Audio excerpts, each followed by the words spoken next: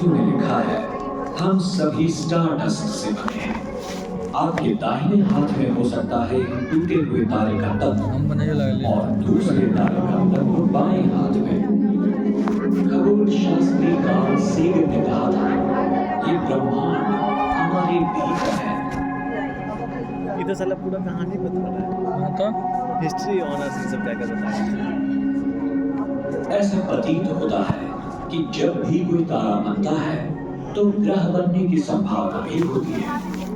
अगर ये सच है तो हमारी मिल्की वे आकाशगंगा में ही सैकड़ों अरब ग्रह हो सकते हैं और पूरे ब्रह्मांड में 100 अरब से अधिक आकाशगंगाओं के साथ खरबों और अरबों ग्रह हो सकते हैं।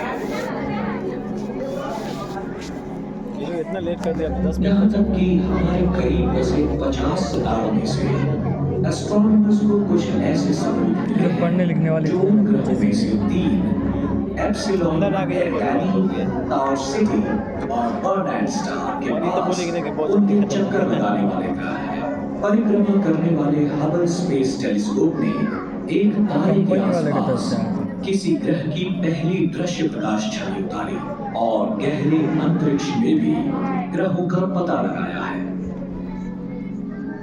ये देखते हुए कि यूनिवर्स के सभी मामलों की बिग बैंग में एक समान उत्पत्ति है, ये मान लेना उचित है कि यदि जीवन एक औसत आकार के तारे के एक छोटे से ग्रह पर उभरता है, वो भी एक अनजानी आकाशगंगा में, तो ये अन्यत्र भी उत्पन्न हो सकता है।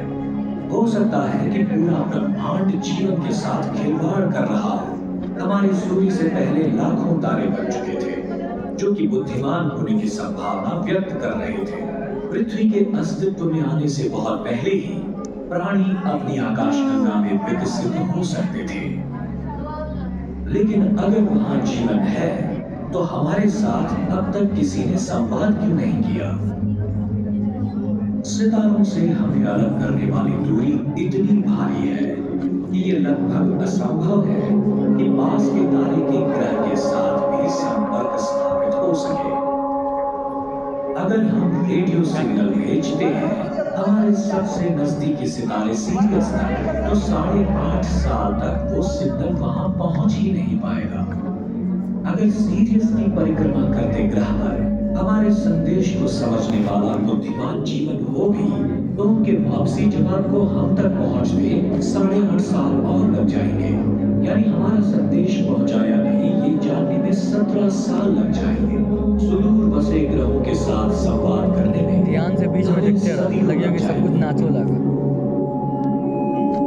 पर इसने अमेरिकन खगोल शास्त्री फ्रैंक ड्रेक को नहीं डगमगाया, जिन्होंने 24,000 प्रकाश वर्ष दूर स्थित गोलाकार क्लस्टर हर्क्यूलिस कॉन्स्टेलेशन में रेडियो संदेश भेजे।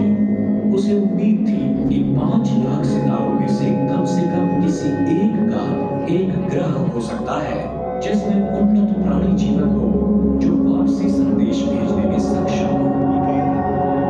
संदेश सिग्नल भेजेगा।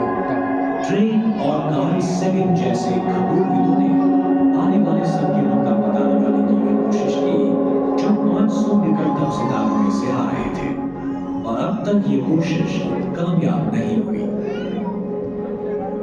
अगर हमें कभी संकेत प्राप्त होते हैं किसी अलौकिक सभ्यता से, तो ये इतिहास की सबसे बड़ी खबर होगी। अब रेडियो सिग्नल एक बात है, लेकिन क्या संभावनाएं हैं कि हम कभी गहरे अंतरिक्ष में जाएं और ऐसी किसी जगह पर अलौकिक प्राणियों से मिलें?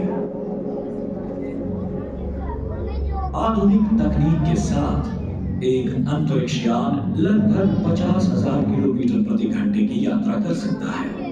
अगर हम आज अपने सबसे करीबी स्टार अल्फा सेंटोरी के लिए यात्रा आरंभ करें, तो इसमें हमें लगभग 100,000 साल लग सकते हैं।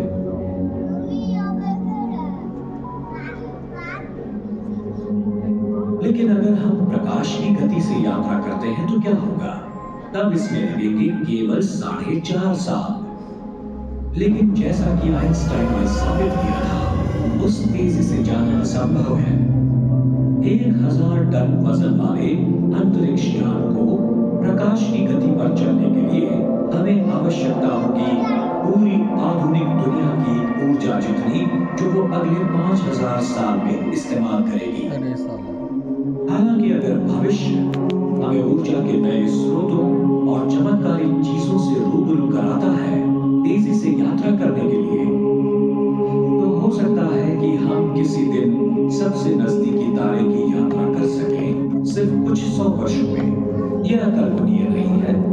कौन कल्पना कर सकता था जब राइट बंधुओं ने पहली उड़ान भरी कि हम 80 से कम वर्षों में ही एक रीयूजेबल स्पेस शटल का निर्माण करेंगे। आइए भविष्य में देखें एक ऐतिहासिक घटना के बारे में जो थोड़ी देरी से हुई थी।